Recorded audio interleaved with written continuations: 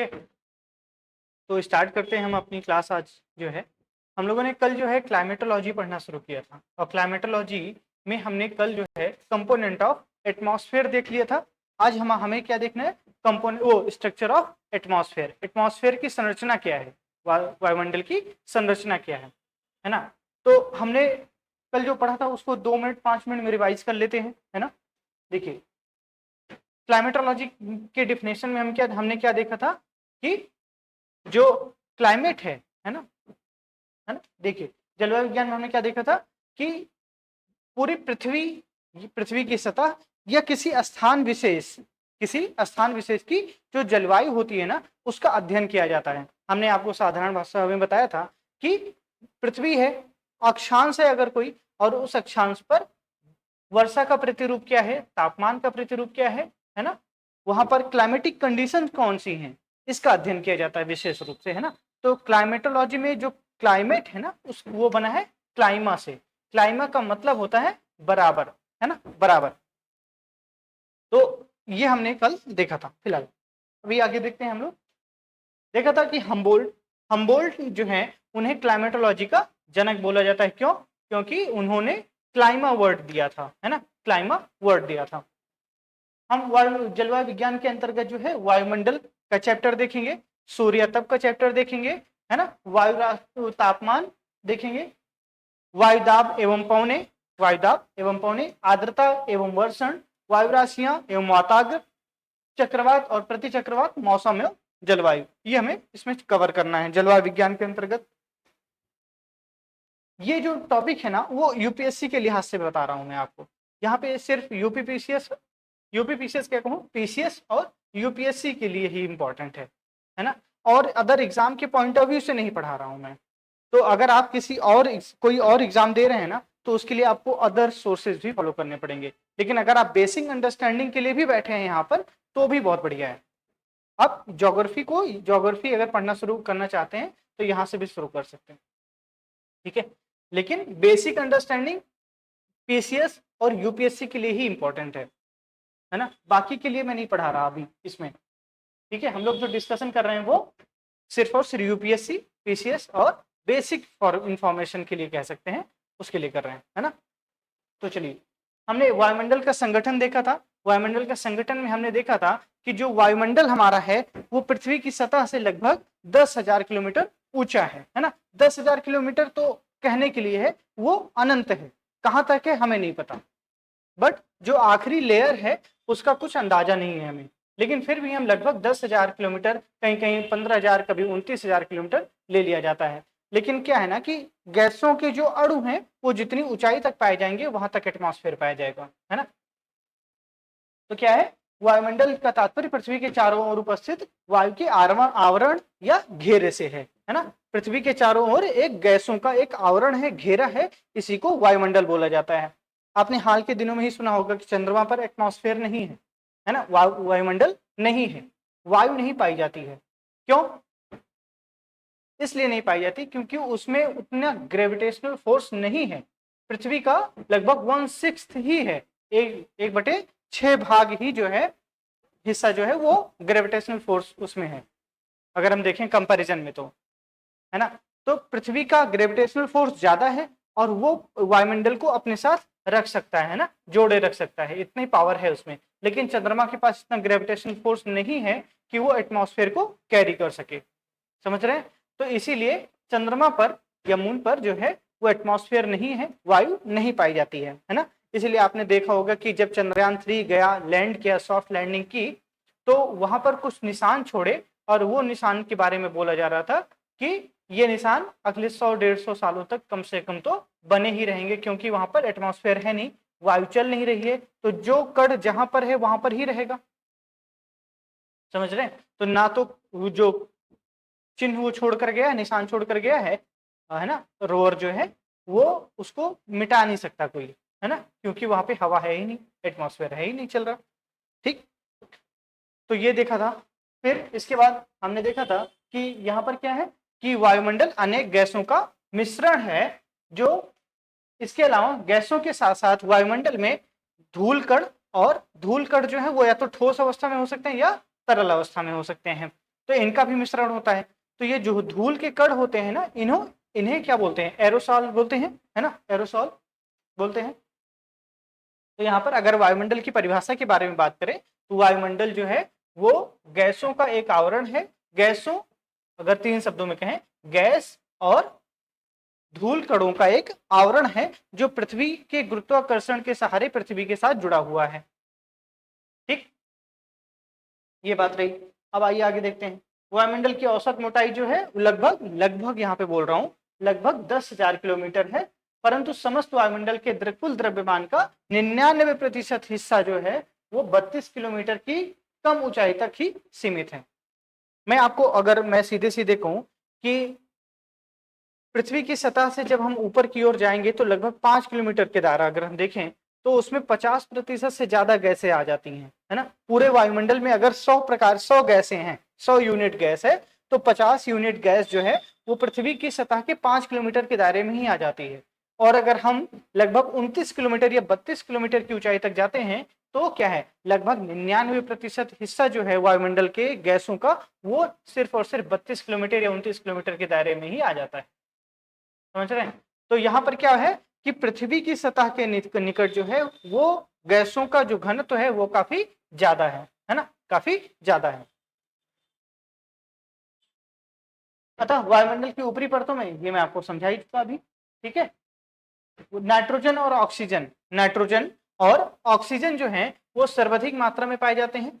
और नाइट्रोजन जो है वो पृथ्वी पर लगभग कितना है, 78 ऐसे कहें 78%, है ना, मोटा मोटा 78% जो है वो नाइट्रोजन है और 20% लगभग जो है, या 21% जो है वो ऑक्सीजन है। और बाकी जितनी भी गैसेस हैं वो 1% में आ जाती हैं। ठीक, तो ये बात रही। ये देखिए यहाँ पर नाइट्रोजन 78% है और 21% लगभग ऑक्सीजन है।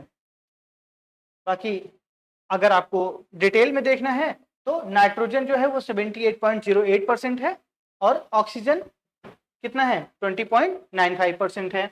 Argon carbon dioxide, neon, helium, krypton, xenon, hydrogen, है ना।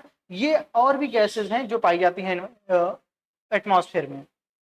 इसमें ओजोन भी पाई जाती है ना। ओजोन जो है अगर हम 0 के बाद पॉइंट लगाएं और पॉइंट के बाद लगभग 4 0 के बाद 3 लिख दें या 5 लिख दें तो लगभग इतना गैस, इतना जो है ओजोन जो गैस है वो एनवायरमेंट में या फिर एटमॉस्फेयर में पाई जाती है। तो यहाँ पर देख लीजिएगा, nitrogen, oxygen, argon, carbon dioxide, neon, helium, ये ऊपर के 5 आपको याद रखने मैक्सिमम, है ना।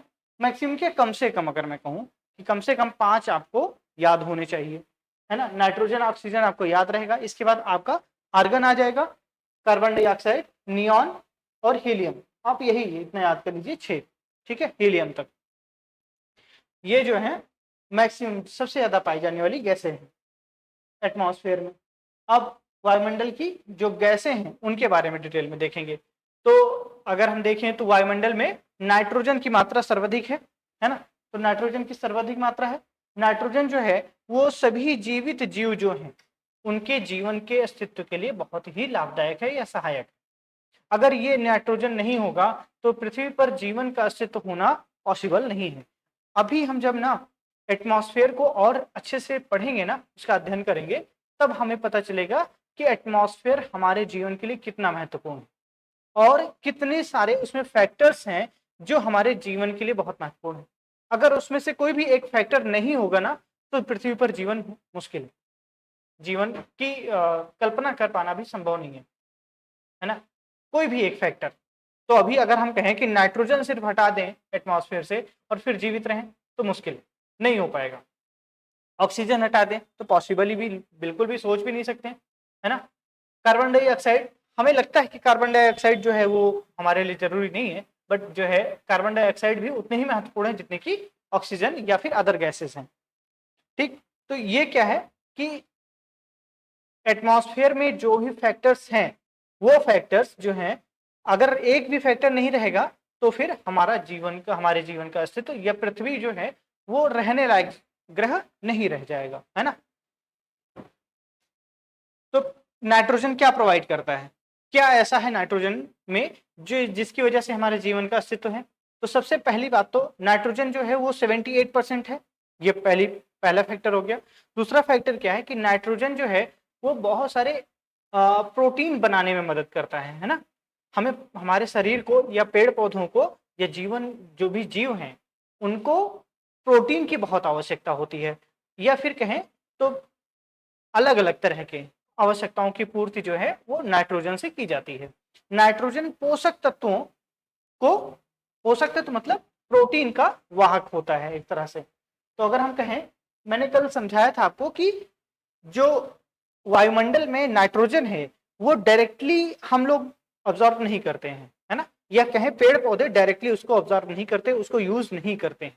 कैसे करते हैं उसको, है ना, पहले तो नाइट्रोजन जो है वो मृदा में जाएगा, मृदा उसका अवशोषण करेगा और मृदा के माध्यम से जो है, मिट्टी के माध्यम से जो है, जो पेड़ पौधे हैं उनके जड़ों में ये नाइट्रोजन जाएगा। और वहां पर जो बैक्टीरिया होते हैं जड़ों में, जो पेड़ पौधे हैं ना उनकी जड़ों में कुछ बैक्टीरिया होते हैं जैसे कि राइजोबियम, है ना, राइजोबियम होगा, और वो राइजोबियम जो है वो नाइट्रोजन को अमोनिया में कन्वर्ट कर देगा। और जब उसको कन्वर्ट कर देगा अमोनिया के रूप में, तो अमोनिया जो है वो पेड़ पौधे उसको यूज करेंगे, है ना, उनका विकास संभव हो पाएगा अमोनिया से, है ना। तो ये हमने देखा था कि नाइट्रोजन जो है वो किस तरीके से हम एब्जॉर्ब करते हैं। डायरेक्टली एटमॉस्फेयर से नाइट्रोजन का एब्जॉर्बेशन नहीं होता है ना, उसका अवशोषण नहीं किया जाता है ना। तो ये रहा प्राथमिक उत्पादों के लिए बहुत ही आवश्यक है। फिलहाल नाइट्रोजन का मुख्य कार्य ऑक्सीजन को तनु करना है। तनु का मतलब क्या होता है, पतला करना, है ना, ताकि दहन को नियंत्रित किया जा सके। यह प्रत्यक्ष रूप से विभिन्न प्रकार के ऑक्सीकरण में भी मदद करता है। नाइट्रोजन स्थिरीकरण, नाइट्रोजन अभी मैंने बताया था ना कि नाइट्रोजन को हम डायरेक्टली ऑब्जॉर्ब नहीं कर सकते, डायरेक्टली यूज नहीं कर सकते हैं। तो वे कौन कौन से प्रोसेसेस हैं जिनके माध्यम से हम या तो नाइट्रोजन को एब्जॉर्ब कर सकते हैं या तो नाइट्रोजन को निकाल सकते हैं। कैसे, नाइट्रोजन स्थिरीकरण, जिसमें अमोनिया है तो जो गैस नाइट्रोजन गैस है ना वो अमोनिया में कन्वर्ट हो जाती है, तो उसको यूज करते हैं। नाइट्रीकरण होता है, नाइट्रीकरण में क्या है कि अमोनिया से नाइट्राइट बनता है और नाइट्रेट बनता है, तो अमोनिया को भी चेंज करता है वो नाइट्रेट में और नाइट्राइट में, है ना। फिर इसके अलावा डिनाइट्रीकरण, डिनाइट्रीकरण का मतलब हुआ कि जो NO3 बना था वो NO3 फिर से N2 में कन्वर्ट हो जाए, टूट जाए। इससे संबंधित हमने एक प्रश्न भी देखा था कि मृदा में नाइट्रोजन कैसे बढ़ता है, निम्नलिखित में से वे कौन से फैक्टर हैं, कारक हैं जिनके माध्यम से नाइट्रोजन मृदा में बढ़ता है। तो आप लोगों ने आंसर भी दिया था कि जंतुओं द्वारा यूरिया का उत्सर्जन किया जाना, पहला ऑप्शन। मनुष्य द्वारा कोयले को जलाना, इससे क्या नाइट्रोजन का उत्पादन होगा या उत्सर्जन होगा। और तीसरा, वनस्पतियों की मृत्यु हो, है ना, वनस्पति जो है उनको काटा पीटा जाए और उसके बाद क्या उससे नाइट्रोजन निकलेगा, ये पूछा जा रहा है।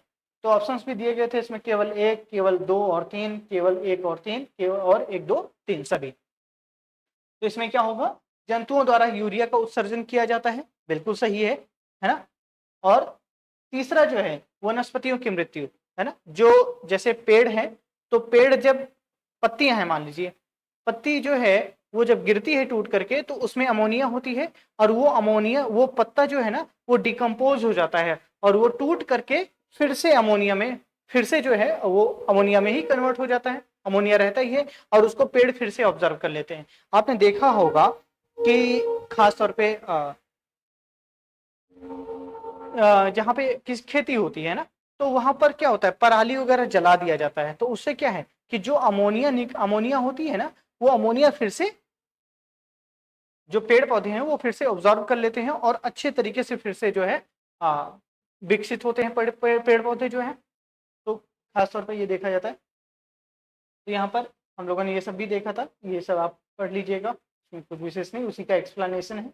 ऑक्सीजन को देखें तो ऑक्सीजन कुल एटमॉस्फेयर में कुल जो है वो लगभग 20% से ज्यादा, मतलब 20.95% जो है वो पाया जाता है, जीवों के लिए जरूरी है ना। और ऑक्साइड मतलब कि ऑक्सीजन कई सारे यौगिकों के साथ या तत्वों के साथ मिलकर यौगिकों का भी निर्माण करते हैं। कार्बन डाइऑक्साइड हमने देखा था, कार्बन डाइऑक्साइड जो है वो प्रकाश संश्लेषण के माध्यम से वायुमंडल से कार्बन डाइऑक्साइड को अवशोषित करता है, फिर ऑक्सीजन को वो निकालता है।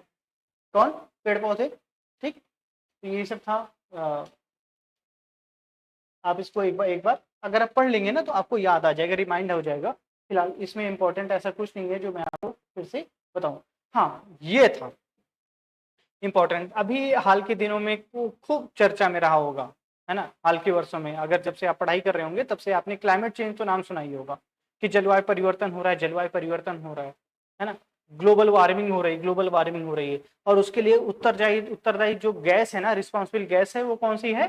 Carbon dioxide. तो कार्बन डाइऑक्साइड का इमिशन ज्यादा किया गया और उसकी वजह से जो अर्थ का टेम्परेचर है, अर्थ के एटमॉस्फेयर का जो टेम्परेचर है वो इंक्रीज कर गया, और इंक्रीज लगातार हो भी रहा है। तो इससे क्या इफेक्ट पड़ रहा है? क्यों इतना हाहाकार मचा हुआ है कि ग्लोबल वार्मिंग हो रही है, ग्लोबल वार्मिंग हो रही है, और इससे इसका बहुत दुष्प्रभाव होगा, बहुत इंपैक्ट डालेगा, है ना। ये क्या है प्रोसेस, ये क्या है? कहीं कार्बन डाइऑक्साइड ने ऐसा क्या कर दिया एटमॉस्फेयर में कि उसकी वजह से इतना हाहाकार मचा हुआ है? देखिए, होता क्या है कि यहाँ पर सन की रेज है ना। एक बात और, जो पृथ्वी है उसका अपना एक टेम्परेचर है, कितना है? लगभग लगभग 16 डिग्री आसपास है, 16 डिग्री सेल्सियस के आसपास है। और 16 डिग्री से अगर 1 डिग्री भी बढ़ जाएगा तो बहुत सारे परिवर्तन आ जाएंगे, है ना। वर्षण जो वर्षा होती है उसमें परिवर्तन आ सकता है ना। तापमान में परिवर्तन आएगा ही। बहुत सारे जो भी चेंजेस हैं क्लाइमेट से रिलेटेड वो आने लगेंगे। समझिएगा इस बात को कैसे। ये सूर्य की किरण है और पृथ्वी पर आती है ना, आ रही है। यहाँ पर देखिए, तो यहाँ पर क्या है ना कि इसके ऊपर एक आवरण देख रहे हैं आप, और ये आवरण क्या है? Green house gas. Green house gas को मैंने एग्जाम्पल देकर बताया था आपको कल ही कि जब आप किसी नर्सरी में जाते हैं ना, नर्सरी में जाएंगे तो वहां पर क्या होगा कि एक ग्रीन कलर का टेंट लगा होगा, है ना। और उस ग्रीन कलर के टेंट में जो है काफी पेड़ पौधे लगाए गए होते हैं, है ना। आर्टिफिशियल तरीके से उसमें एक पॉकेट में ही रख के, गमले में रख करके कुछ पौधे उगाए जाते हैं। तो वो ग्रीन हाउस, जब आप उस ग्रीन टेंट में इंटर करेंगे ना तो आपको बहुत गर्मी फील होगी, है ना। बाहर के कंपैरिजन में वहां पर तापमान थोड़ा ज्यादा होगा। ऐसा क्या है? तो ये ऐसा क्या होता है? तो इसी तरीके से अगर हम देखें नर्सरी में तो ये भी आवरण यहीं पर भी मिलेगा। लेकिन यहाँ पर क्या है? मतलब ये है कि जो ग्रीन हाउस गैस होता है ना, वो ग्रीन हाउस गैसेज सूर्य की किरणों को आने तो देता है लेकिन उन्हें वापस नहीं जाने देता। समझ रहे हैं? वापस नहीं जाने देता। इससे क्या है कि बाहर के कंपैरिजन में ग्रीन हाउस के अंदर का जो टेम्परेचर है वो थोड़ा सा इंक्रीज कर जाता है। समझ रहे हैं? तो उसी तरीके से अगर हम देखें तो यहाँ पर भी ग्रीन हाउस गैसेस हैं। ग्रीन हाउस गैसेस कौन कौन सी हैं? मीथेन है ना, सल्फर डाइऑक्साइड हो जाएगा, और कार्बन डाइऑक्साइड, और N2O, है ना, N2O हो जाएगा।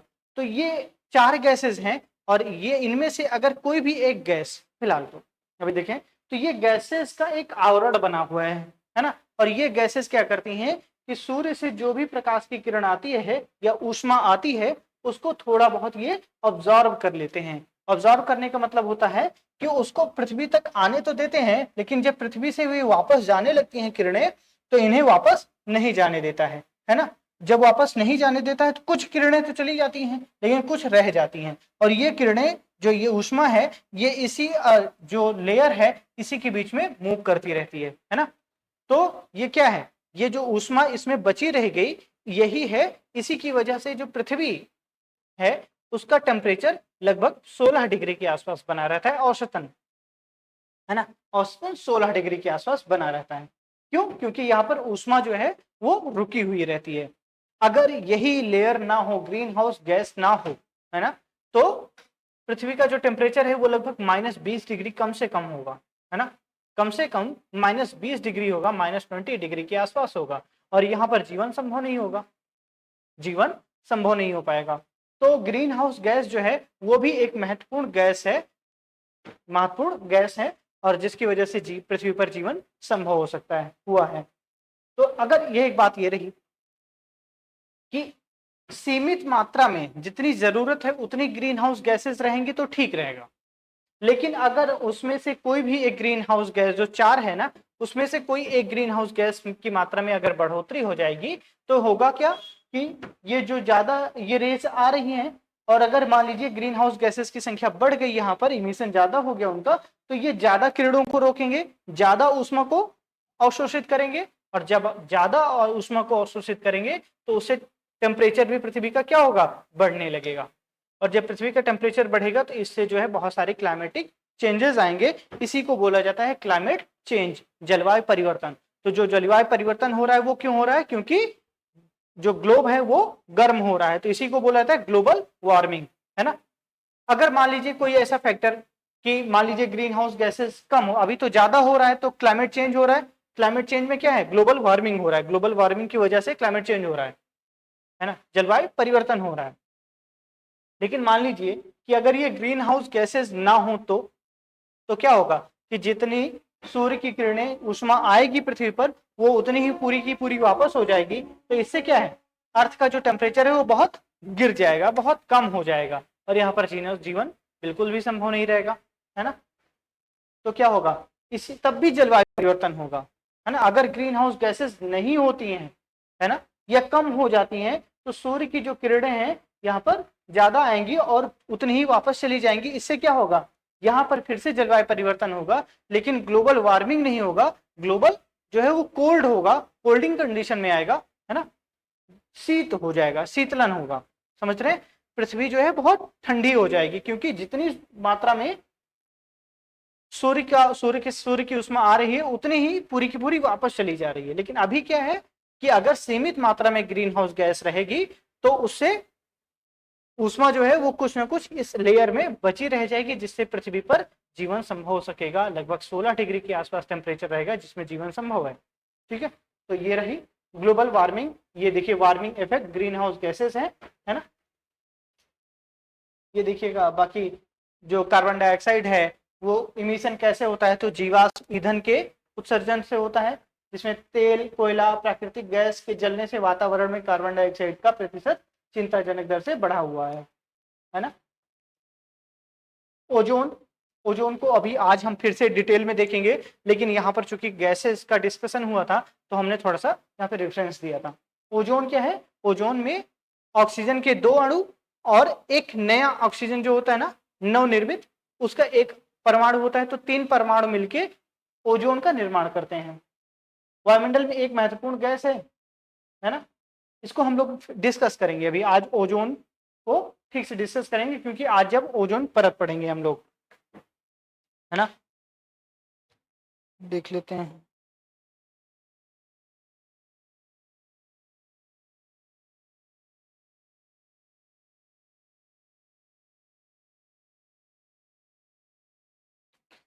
देख लेते हैं आप लोगों का कुछ क्वेश्चन वगैरह तो नहीं है।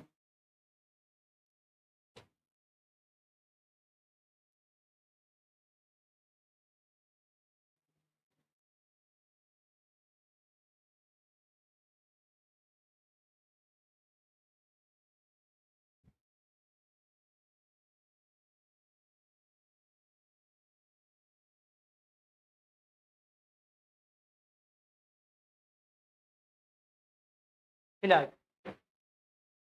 यहाँ पर ओजोन के बारे में, इसको अभी हम लोग छोड़ते हैं, क्योंकि अभी हम इसके बारे में डिटेल से पढ़ेंगे, है ना। जलवाष्प की मात्रा देखें, तो जलवाष्प की जो मात्रा है वो पूरे एटमॉस्फेयर में वो 0 से लगभग 4% के आसपास है ना, 0 से 4% के आसपास है।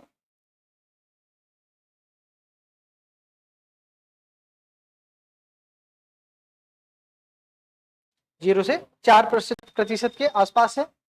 और अगर हम कहें सीधे शब्दों में कि जलवाष्प क्या है, तो जलवाष्प जो है ना, वो वायु में नमी धारण जितनी होगी, धारण करने की जो क्षमता होगी, उसको क्या बोलते हैं, आर्द्रता बोलते हैं। जलवाष्प क्या है, जलवाष्प अगर कहें तो वायु में जल की मात्रा कितनी है ना, उसी को जलवाष्प बोलते हैं। और जलवाष्प की मात्रा, अगर वायु में जलवाष्प की मात्रा को भी अगर करें तो उसको आर्द्रता कहेंगे, है ना। जलवाष्प पानी की गैसीय अवस्था है, यह वाष्पीकरण और वाष्पोत्सर्जन की प्रक्रिया द्वारा वायुमंडल में चला जाता है। यह जलवाष्प बादलों का निर्माण करता है, जो संघनित होकर वर्षा और बर्फ ओलों के रूप में जमीन पर गिरता है, वर्षा करता है ना। ठीक है, तो बाकी इसमें ऐसा कुछ है नहीं विशेष जो आप नहीं जानते हो, लगभग चीजें हैं। ये सब चीजें हमने कल डिस्कस किया था। आज हम लोग अपने टॉपिक पर आ रहे हैं डायरेक्टली।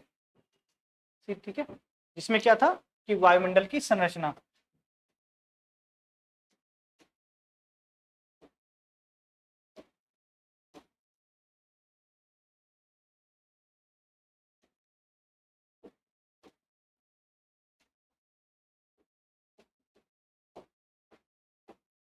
वायुमंडल की संरचना, वायुमंडल की संरचना। तो जो ये वायुमंडल है, क्या उसको अगर हम देखें ना, तो यहाँ पर ये मान लीजिए पृथ्वी है, मान लीजिए क्या है ही, तो ये अर्थ है। अर्थ के सरफेस के जो है ऊपर लगभग 10,000 किलोमीटर की ऊंचाई तक जो है वो वायुमंडल पाया जाता है। और इस वायुमंडल में कई कई परतें हैं, है ना, कई परतें हैं।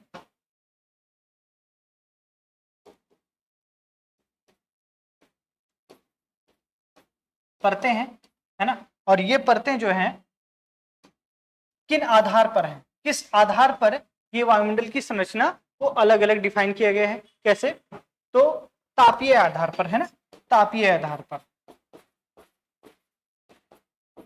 तापीय आधार पर वायुमंडल को कई परतों में विभाजित किया जाता है, कई परतों में विभाजित किया जाता है तापीय आधार पर। तो कितने प्रकार से, कितने परतों में विभाजित किया गया है,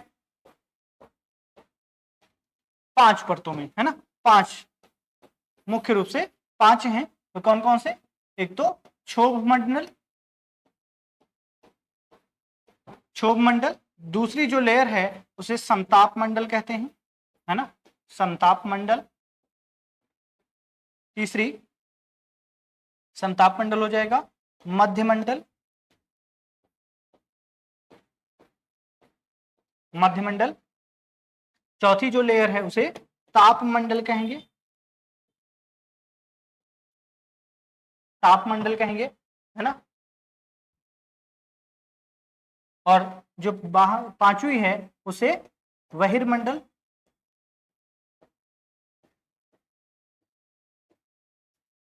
बहिर्मंडल कहेंगे।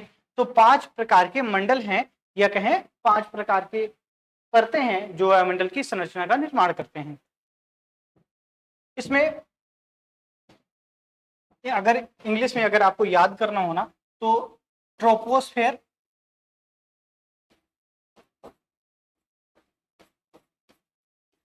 Troposphere, stratosphere, stratosphere, mesosphere, mesosphere, है ना, thermosphere,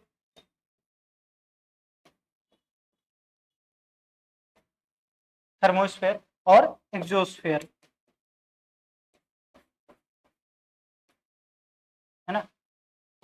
first, second, third, fourth and fifth, 5 जो लेयर्स हैं वो ट्रोपोस्फेयर, स्ट्रेटोस्फेयर, मेसोस्फेयर और थर्मोस्फेयर और एक्सोस्फेयर, एक्सोस्फेयर, है ना, 5 हैं, याद रखिएगा। अगर हम इसको शॉर्टकट तरीके से देखेंगे तो 3 चीजें, TSM एंड TX, है ना, TX। सिंपल अगर कहें तो इतना का तो मैं बना सकता हूँ, वो है कि जैसे कि आप कह सकते हैं थैंक यू सो मच, है ना। तो थैंक यू सो मच में क्या होगा, ट्रोपोस्फेयर, स्ट्रेटोस्फेयर और मेसोस्फेयर हो जाएगा। और यहाँ पर थर्मोस्फेयर और एक्सोस्फेयर, आप इसको ना भी याद करिएगा, लेकिन आप अगर आप इसको याद कर रहे हैं ना, तो आपका मन ही नहीं मानेगा कि आप इसको ना याद करें, समझ रहे हैं। तो ये हो जाएगा। अब मैंने आपको बताया था, अभी रिवीजन करते हुए बताया था कि जो वायुमंडल है, वायुमंडल की का जो घनत्व है ना, वो पृथ्वी के सतह के आसपास जो है वो सर्वाधिक होता है ना। जो गैसेस हैं अधिकांशतः पृथ्वी के सतह के निकट ही पाई जाती हैं, है ना। जैसे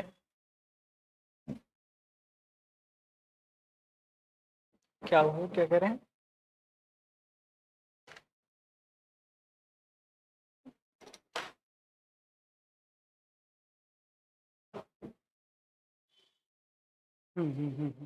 ठीक है।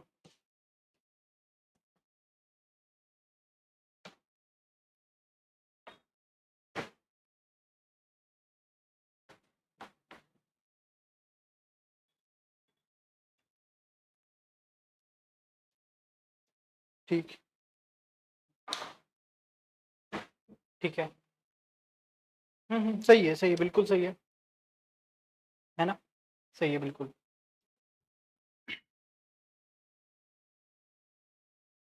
हुँ, बिल्कुल, सही है, बिल्कुल।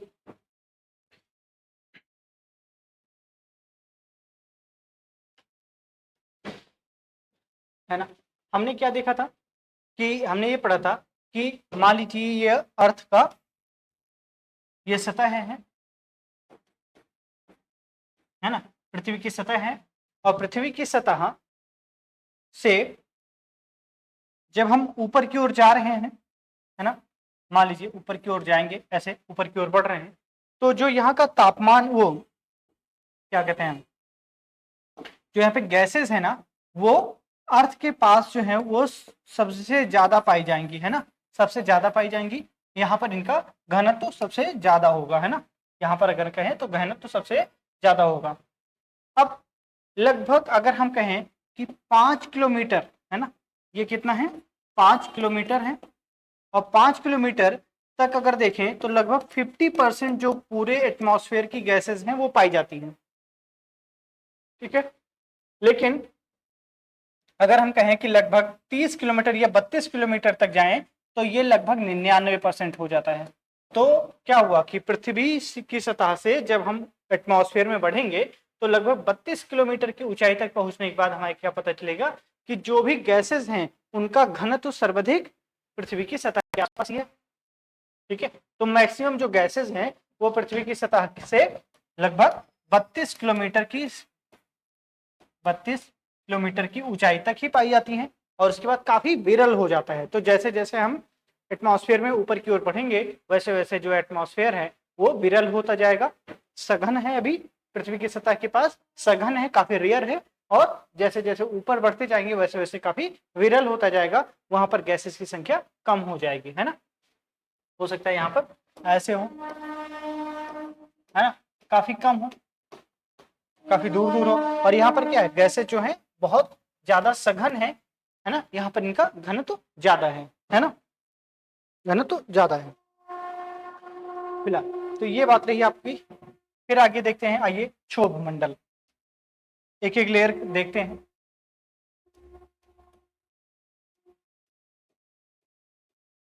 क्षोभ मंडल, ट्रोपोस्फेयर,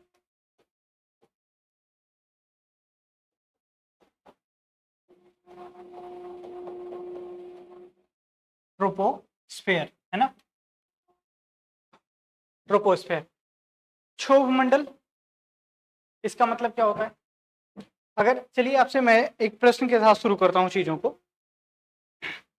कि ये है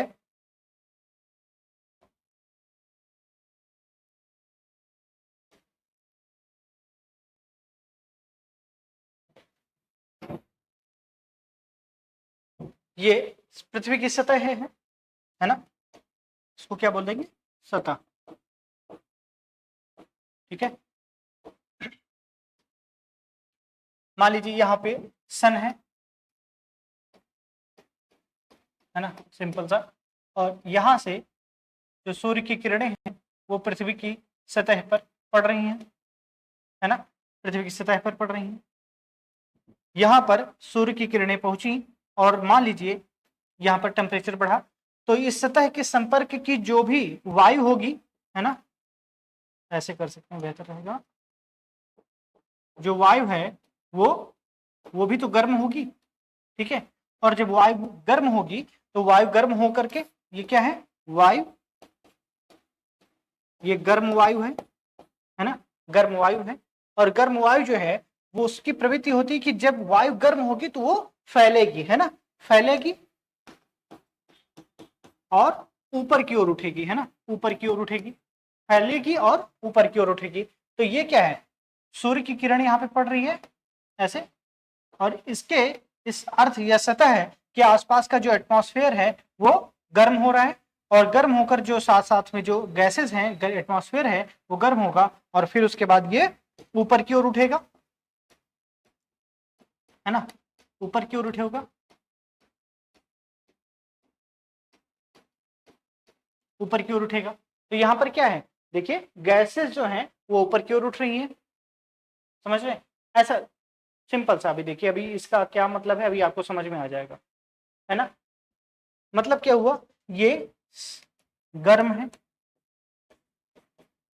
गर्म सतह, है ना, ये हो जाएगा।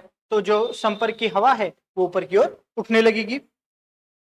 अब मान लीजिए कोई दूसरी जगह या पोल्स के आसपास देख लें अगर हम, है ना, यहाँ पर देखिए, तो मान लीजिए कि यहाँ पर सूर्य की किरणें नहीं पहुंच पा रही हैं, है ना, जो ध्रुव है, मान लीजिए यहाँ पर ध्रुव है और यहाँ पर सूर्य की किरणें नहीं पहुंच पा रही हैं, क्या कहें कोई ऐसा प्लेस, है ना, सिंपल सा भी समझिए कि कोई ऐसा प्लेस जहां पर ठंडी है ना, सतह ठंडी है, सतह जो है वो ठंडी है ना, ये देखिए सतह काफी ठंडी है, और ये जब सतह ठंडी होगी तो क्या होगा, इसके साथ के जो एटमॉस्फेयर है ना, गैसेस हैं वो कैसी होंगी, ठंडी होंगी, है ना, ये जो है गैसेस जो हैं वो ठंडी हो जाएंगी।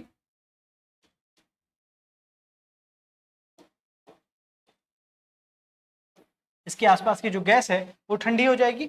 मतलब क्या होगा कि यहाँ पर जो गैसेस हैं वो ऊपर की ओर नहीं उठेंगी, बल्कि जो ऊपर की गैस है ना, गर्म गैस है, वो गर्म कह रहा हूं जो एक मिनट, अगर वायु गर्म होगी तो ऊपर की ओर उठेगी, हल्की हो जाएगी तो ऊपर की ओर उठेगी, और जब मान लीजिए जहां पर सतह ठंडी है तो क्या होगा कि सतह ठंडी होने की वजह से जो ऊपर की वायु है वो नीचे की ओर बैठने लगेगी, है ना, तो सतह के आसपास जो है वो घनत्व जो है वो काफी ज्यादा हो जाएगा, घनत्व ज्यादा हो जाएगा, वायु में नीचे बैठने की प्रवृत्ति होगी, ठीक है, वायु में नीचे बैठने की प्रवृत्ति होगी।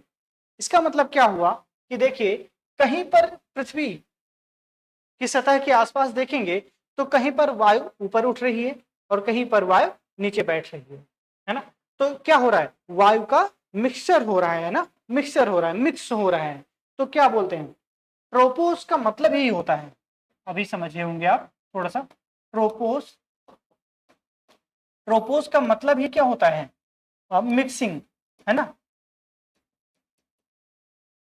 है ना, मिक्सिंग। अगर ट्रोपोस्फेयर की अगर बात करें तो मिक्सिंग जोन कहेंगे, है ना, तो ऐसा जोन जहां पर मिक्सिंग हो रहा हो किस चीज का, हवाओं का, है ना, तो जहां तक हवा ऊपर उठ रही है वहां तक क्षोभ मंडल होगा, और जहां से वायु नीचे बैठ रही है, वहां जहां से कह रहा हूं जहां पर वायु नीचे बैठ रही है वो भी क्षोभ मंडल का हिस्सा होगा। समझ रहे हैं? यहां पर क्या मैंने बताया आपको कि पृथ्वी की सतह के निकट हवाएं ऊपर उठती हैं जहां पर सतह गर्म होती है, और जहां पर सतह ठंडी होती है वहां पर हवाओं का अवतलन होता है, हवाएं नीचे बैठती हैं, तो इससे एक समान धारा का निर्माण होता है। समझ रहे? अब देखिए थोड़ा सा और आगे इसी के कंटिन्यू करेंगे कि हमने क्या बोला, ट्रोपोस,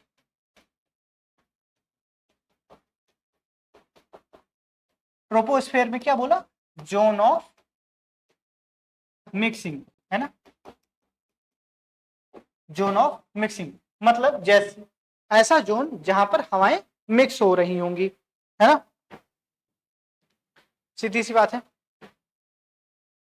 अब हमने क्या बोला यहां पर कि जहां पर हवाएं ऊपर उठ रही है या जहां पर हवाएं नीचे उठ रही हैं वहां तक क्षोभ मंडल होगा, है ना, तो हमने क्या बनाया था, आगे देखें कि क्या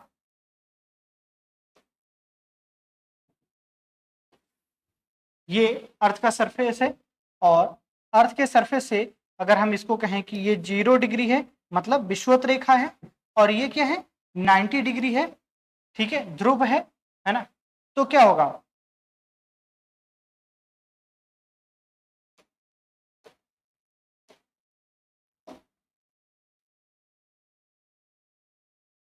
ये देखिए ये विषुवत रेखा के आसपास है ना, और अगर हम बात करें कि ये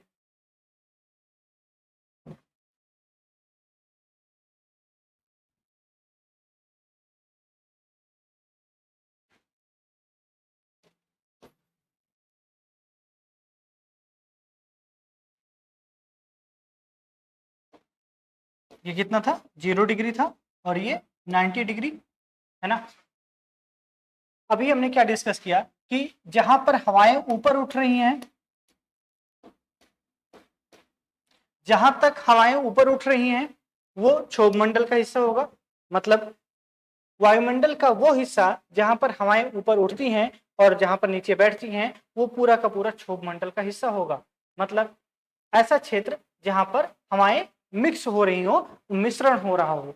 तो यहाँ पर हवाएं कितनी दूरी तक लगभग मिक्स होंगी, है ना, तो लगभग देखेंगे कि ध्रुव विषुवत रेखा पर लगभग 18 किलोमीटर तक जो है वो हवाएं ऊपर उठती हैं, है ना, हवाएं ऊपर उठती हैं विषुवत रेखा के आसपास, क्योंकि यहाँ पर हवा जो है वो गर्म होती है। लेकिन अगर हम कहें कि ध्रुवों के आसपास, तो ध्रुवों पर जो है ना वो हवाएं बहुत ऊपर तक नहीं उठ पाती, बल्कि यहाँ पर हवाएं नीचे की ओर बैठती हैं। तो यहाँ पर क्या हुआ, हवा ज्यादा ऊपर तक उठ नहीं पाती है, इस वजह से जो क्षोभ मंडल है उसकी ऊंचाई विषुवत रेखा पर ज्यादा हो जाती है, जबकि ध्रुवों पर कम हो जाती है। तो कहीं अगर हम कहें कि जो ट्रोपोस्फेयर है ना, ट्रोपोस्फेयर है,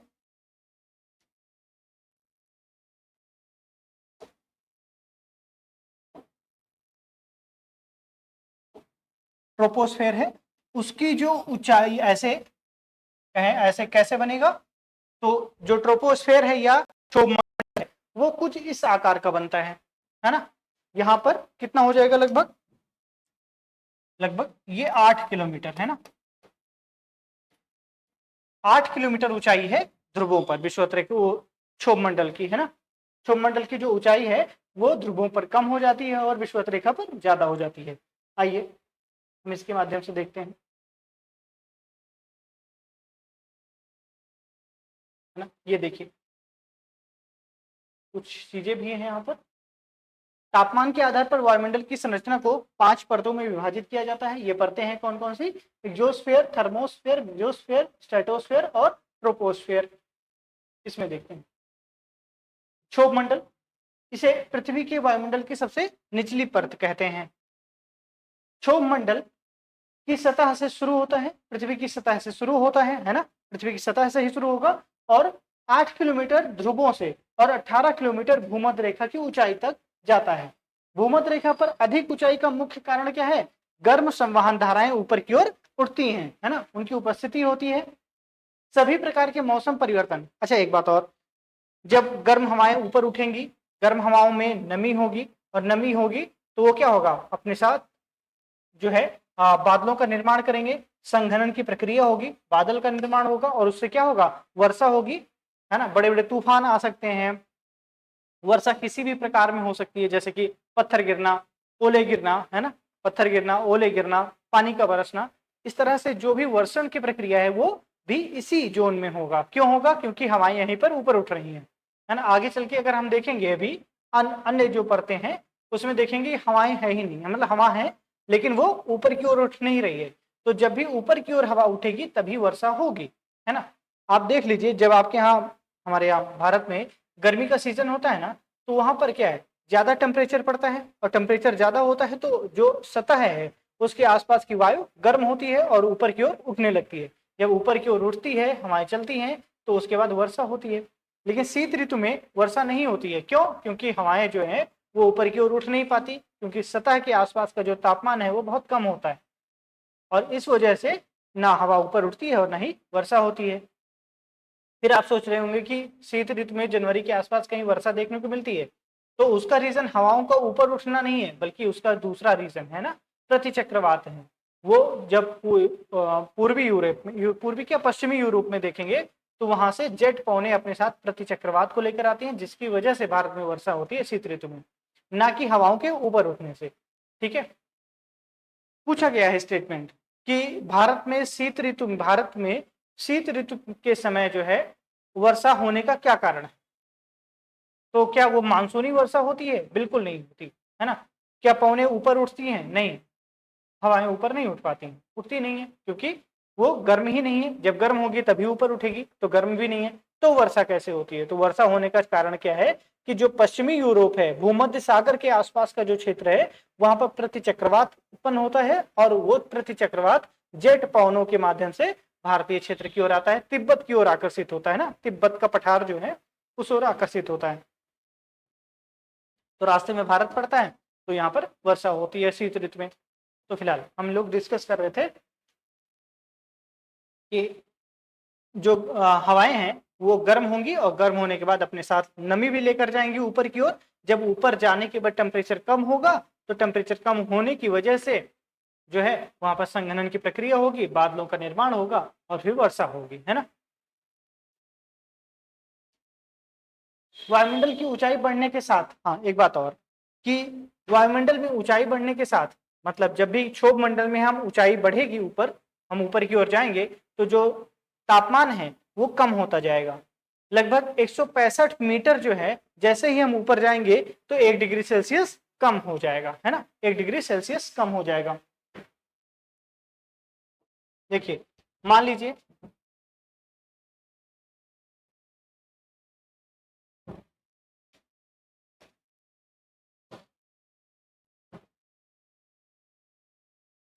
ये है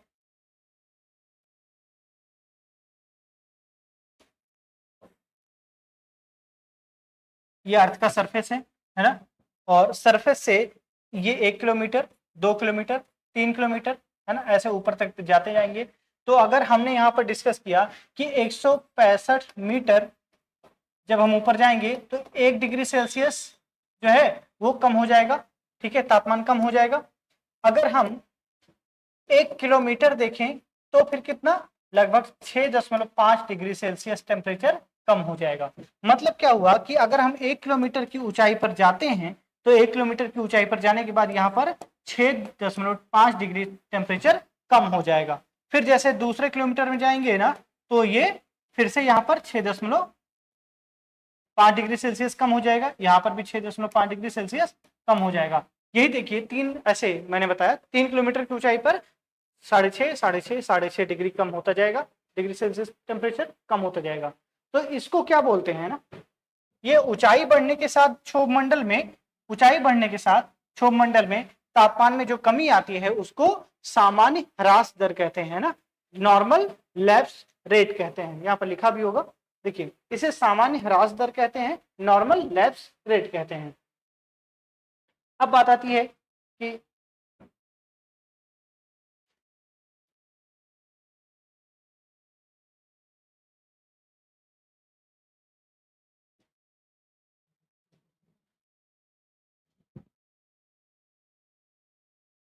ठीक है, तो जैसे जैसे हम क्षोभ मंडल में ऊंचाई की ओर बढ़ते जाएंगे, आती जाएगी, वैसे वैसे जो तापमान है वो कम होता जाएगा।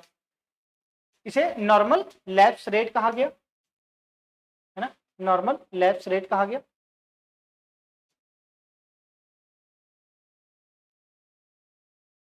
यहाँ पर था। अच्छा, एक चीज और, अगर हम यहाँ पर डिस्कस करें, इस चित्र के माध्यम से आपको क्या देखने को मिल रहा है कि जो क्षोभ मंडल है उसकी सीमा कैसी है, क्या वो पूरी तरीके से समान है, ऊंचाई उसकी समान है? नहीं, ऐसा नहीं है, ढाल नुमा है ना। तो यहाँ पर लिख लेंगे कि जो ट्रोपोपॉज है, ट्रोपोपॉज कह रहा हूँ, कि जो क्षोभ सीमा है या क्षोभ सीमा है ये ढाल नुमा है, एक समान नहीं है ना, एक समान नहीं है।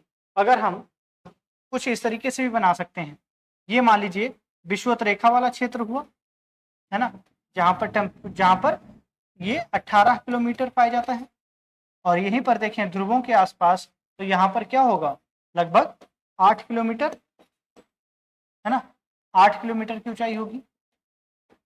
वैसे ही है कि ये देखिए ऐसे ढलान हो जाएगा दोनों तरफ, तो ढालनुमा होगा। अब एक बात और समझिए,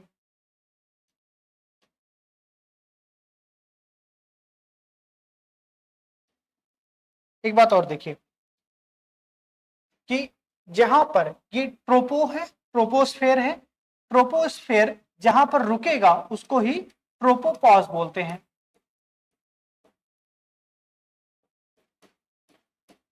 ट्रोपोपॉज क्या होगा? जहां पर ट्रोपोस्फेयर मतलब हवा का जो ऊपर उठना है वो बंद हो रहा है, रुक रहा है, तो उसको क्या बोलेंगे? ट्रोपोपॉज। तो ट्रोपोपॉज क्या होगा? क्षोभ सीमा होगी, क्षोभ सीमा की ऊपरी परत होगी, कहीं ना कहीं ऊपरी हिस्सा होगा।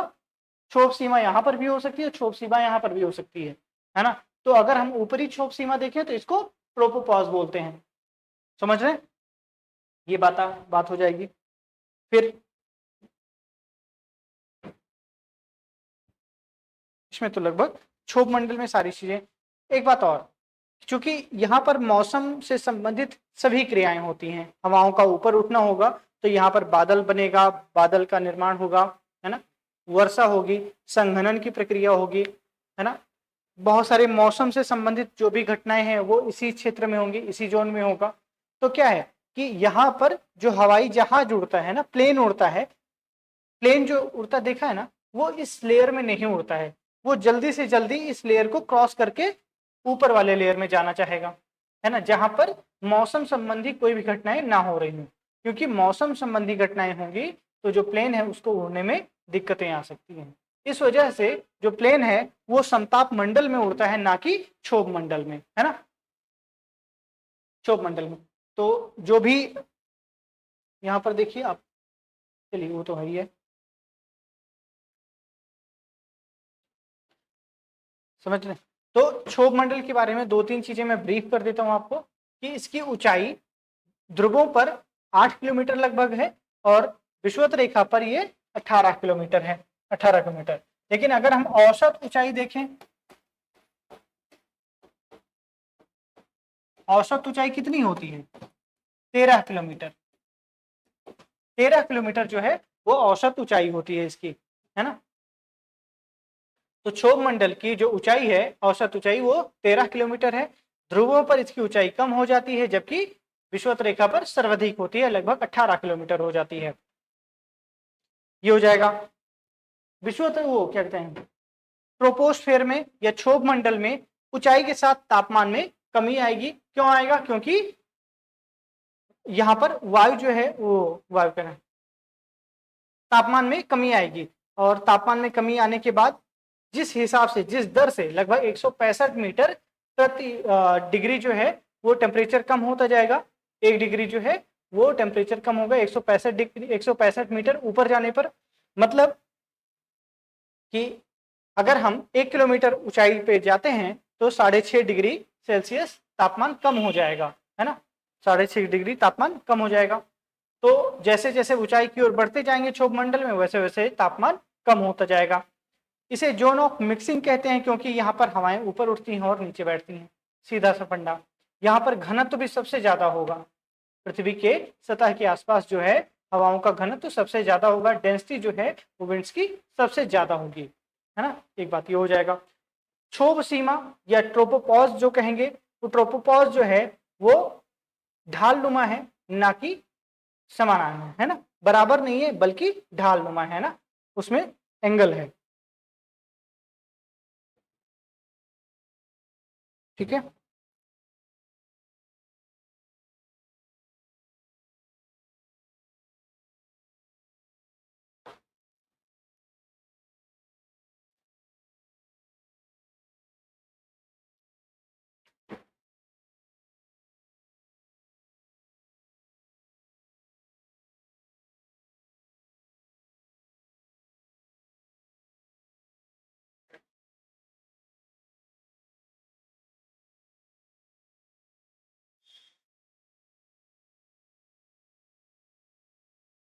अच्छा एक चीज और, कि क्षोभ मंडल में ऊंचाई जैसे जैसे बढ़ेगी वैसे वैसे ये तापमान कम क्यों होता जाएगा?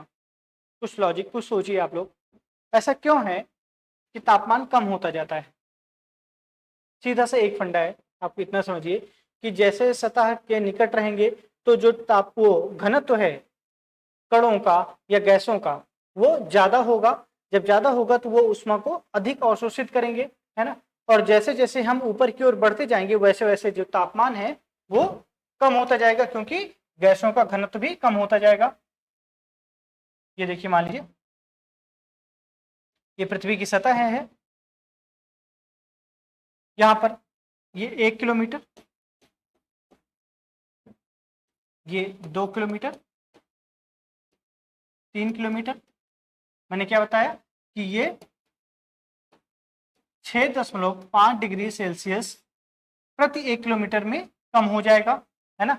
यहाँ पर भी 6.5, ठीक है, यहाँ पर भी 6.5 माइनस हो जाएगा, ठीक है, माइनस हो जाएगा।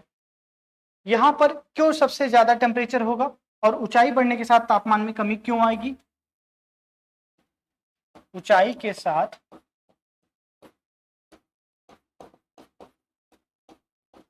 तापमान में कमी क्यों आएगा? क्योंकि यहां पर जो गैसों के अणु है ना वो बहुत ज्यादा घने होंगे, है ना, घने होंगे, समझ रहे। जैसे जैसे हम थोड़ा ऊपर की ओर बढ़ते जाएंगे इनमें घनत्व जो है वो थोड़ा कम होता जाएगा, है ना, थोड़ा सा कम होता जाएगा। और जब हम और ऊपर जाएंगे तो ये गैसों के और विरल होते जाएंगे। होता क्या है कि जितना ज्यादा सघन होगा उतना ज्यादा टेम्परेचर ये ऊष्मा को अवशोषित करेंगे और यहाँ पर गर्म होगा। जैसे जैसे ऊपर की ओर बढ़ते जाएंगे ऐसे ऐसे विरल होती जाएंगी गैसें, है ना। और यहाँ पर जो तापमान है वो कम होता जाएगा, ठीक है। बात ये हो गई। तो मुझे लगता है कि लगभग सारी चीजें क्षोभ मंडल से संबंधित हो गई हैं जो प्रश्न आने की संभावनाएं हैं यहाँ से।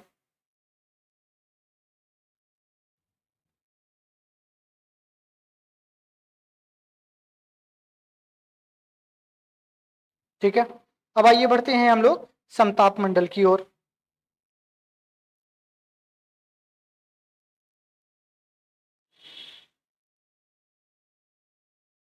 अच्छा, एक बात और आपको मैं बताऊं कि ये जो कण हैं क्या ये कौन सी तरंगे हैं जो इनको गर्म करती हैं? मतलब क्या ये सूर्य के प्रकाश से सीधे गर्म होते हैं? ये मान लीजिए पृथ्वी की सतह है और ये सूर्य है, यहां से सूर्य की किरणें आ रही हैं, है ना, सूर्य की किरणें आ रही हैं। तो क्या ये सूर्य की किरणें पृथ्वी की सतह को गर्म करेंगे या फिर कहें कि ये जो वायु है ना इसको गर्म करेंगे? क्या गर्म करेंगे? बिल्कुल नहीं, ये इसको गर्म नहीं करते, ध्यान दीजिएगा, गर्म नहीं करेंगे। तो गर्म कैसे होता है? जो पृथ्वी है ना वो सूर्य की जितनी भी किरणें आती हैं, है ना, उनको ये वापस कर देता है, समझ रहे, वापस कर देता है। और जो ये ग्रीन हाउस गैसेस है ना वो कुछ जो सूर्य की ऊष्मा है उसको रोक लेते हैं, है ना, और जबकि कुछ को जाने देते हैं। तो यहां पर अच्छा, ग्रीन हाउस गैसेस को अगर हम यहां पर छोड़ देना,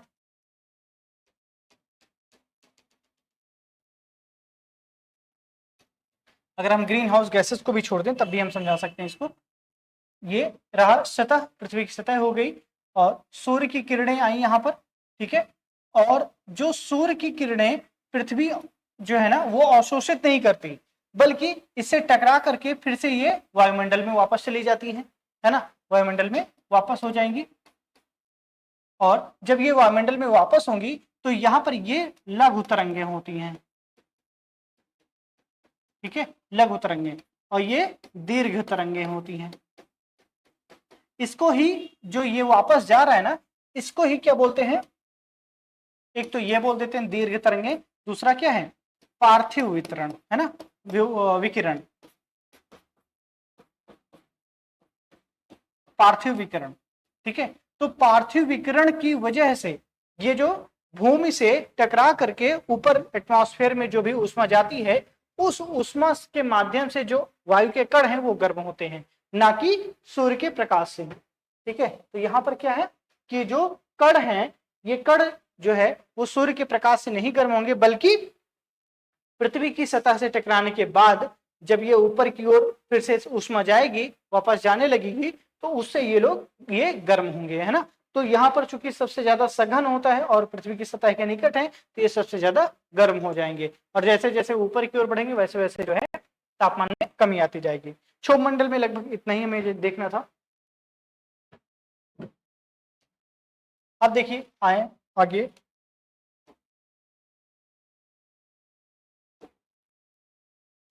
समताप मंडल।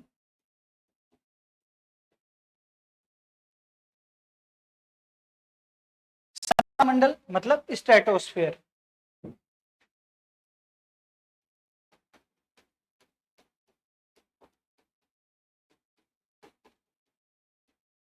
स्ट्रेटोस्फेयर, स्ट्रेटोस्फेयर क्या है कि वायुमंडल में जो दूसरी परत है उसको समताप मंडल कहते हैं या ट्रोपो स्ट्रेटोस्फेयर कहते हैं।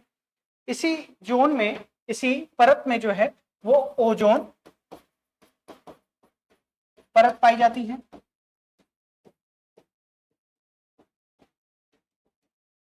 ओजोन परत पाई जाती है।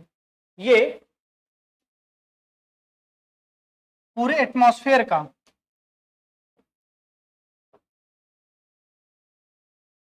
देखें तो यहां पर लगभग 18 किलोमीटर है ना, 18 किलोमीटर, इधर तो 8 किलोमीटर था, है ना। यहां पर हमने देखा कि ये ट्रोपोपॉज हो गया, है ना, ट्रोपोपॉज।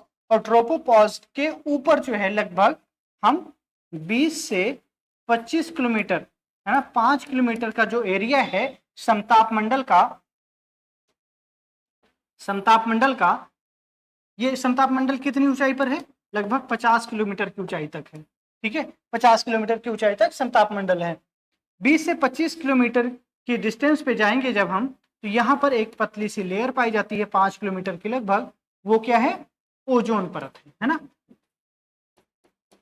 ओजोन परत है। यहाँ पर परत का मतलब होगा यहाँ पर ओजोन लेयर पाई जाएगी, ओजोन के जो अणु हैं वो यहाँ पर ज्यादा मात्रा में पाए जाएंगे, उनका सांद्रण संकेंद्रण ज्यादा हो जाएगा 20 से 25 किलोमीटर की ऊंचाई पर। तो यहाँ पर क्या है, कितनी ऊंचाई है, 20 से 25 किलोमीटर की ऊंचाई पर जाएंगे तो हमें ओजोन लेयर मिलेगी, समझ रहे हैं, ओजोन लेयर मिलेगी।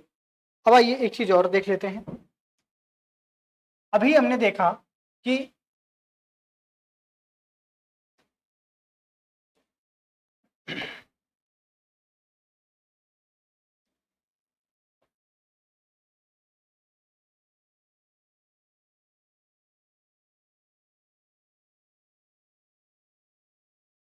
ठीक है,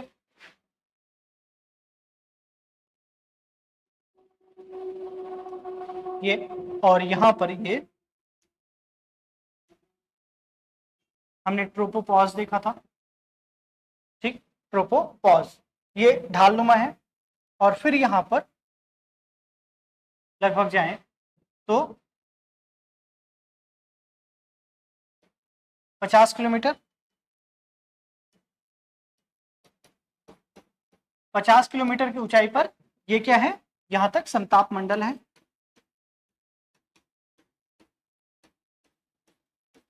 ठीक है, समताप मंडल है।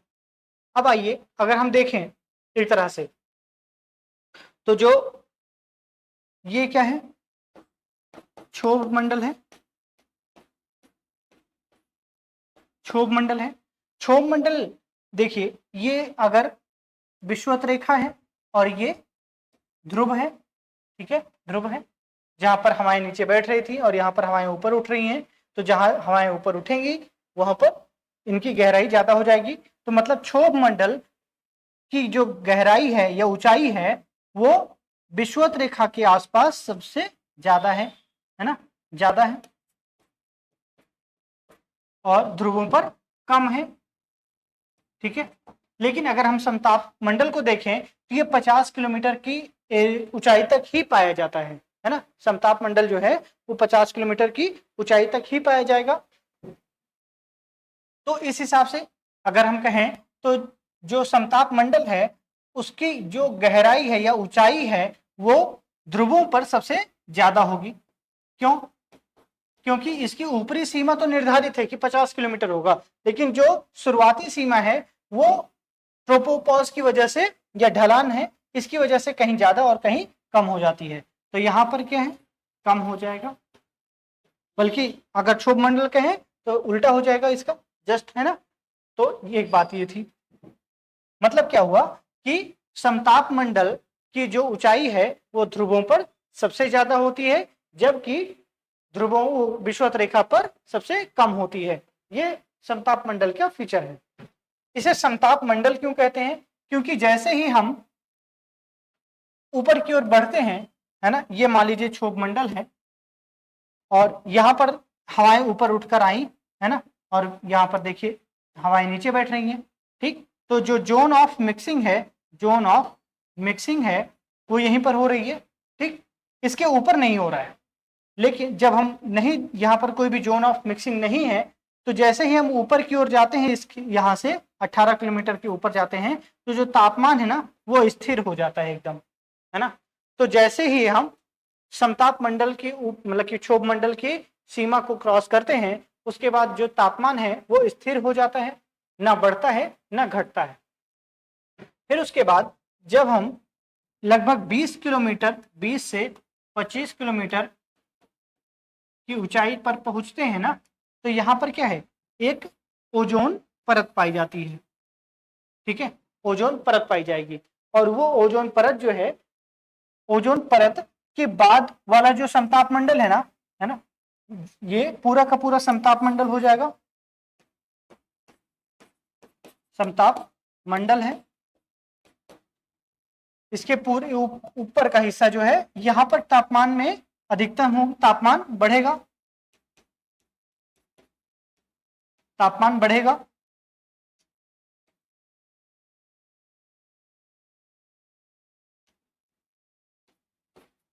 तापमान बढ़ेगा, ठीक है। यहां पर क्या होता है, तापमान स्थिर रहेगा, समझ रहे हैं, तापमान स्थिर रहेगा। जब तापमान स्थिर रहेगा तो, और साथ साथ में यहाँ पर कोई क्लाइमेटिक चेंजेस नहीं हो रहे हैं, तो जब क्लाइमेटिक चेंजेस नहीं हो रहे हैं तो यहाँ पर क्या होगा, हवाई जहाज उड़ने के लिए सबसे आइडियल कंडीशंस होंगी, ठीक है, हवाई जहाज उड़ने के लिए सबसे आइडियल कंडीशन होगी, ये है। अब यहाँ पर जो 20 से 25 किलोमीटर की ऊंचाई पर ओजोन लेयर पाई जाती है, तो ओजोन लेयर की इंपॉर्टेंस क्या है, ओजोन लेयर है क्या? ओजोन लेयर क्या है ना कि वायुमंडल में ऑक्सीजन पाया जाता है, और वो ऑक्सीजन लगभग 30 से 32 किलोमीटर की ऊंचाई पर, या कहें 20 से 25 किलोमीटर के आसपास जो है वो आखिरी पाया जाता है ना। तो वहां पर क्या है कि जब अल्ट्रा ऑक्सीजन के साथ जब अल्ट्रा वायलेट रेज मिलती है ना, तो इनसे जो है वो O3 का निर्माण होगा, ठीक है, O3 का निर्माण होगा। ये इसे ओजोन बोलते हैं, O3 को, है ना।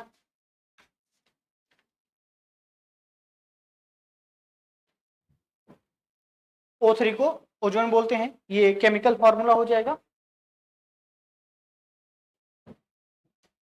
देखिए ये है पृथ्वी, है ना, और पृथ्वी के चारों ओर यहां पर लगभग ऐसे पृथ्वी को घेरे हुए है ओजोन परत, है ना। इसको क्या बोलेंगे, ये क्या है, ओजोन, O3 है ना, एक लेयर है। मान लीजिए ये सूर्य है और यहां से जो सूर्य का प्रकाश आता है, आ रहा है, सूर्य की किरणें आ रही हैं, तो ये ओजोन लेयर क्या करता है, ओजोन लेयर जो है वो सूर्य से जो अल्ट्रावायलेट, सूर्य से आने वाली जितनी भी किरणें हैं ना, वो हमारे यूज की नहीं है, तो उसमें से कुछ ही यूज की होती हैं। तो अगर देखें तो अल्ट्रावायलेट परावैंगनी किरणें आती हैं, और जो परावैंगनी किरणें आती है ना, उनको ये ओजोन परत इसको रोक देती है, अंदर आने से रोक देती है ना। मान लीजिए अगर यहाँ पर ये ओजोन परत ना हो, है ना, ओजोन परत मान लीजिए यहाँ पर नहीं है, किसी वजह से नहीं है, अगर मान लीजिए, तो क्या होगा, ये जो सूर्य की हानिकारक किरणें हैं ना, वो पृथ्वी की सतह तक आएंगी, और यहाँ पर जो पेड़ पौधे हैं, है ना, जीव जंतु हैं, वो सब उनको स्किन कैंसर होने लगेगा, है ना। इससे क्या है, मोर अल्ट्रावायलेट रेज आएंगी ना, ठीक है, मोर अल्ट्रावायलेट रेज, और फिर इसकी वजह से मोर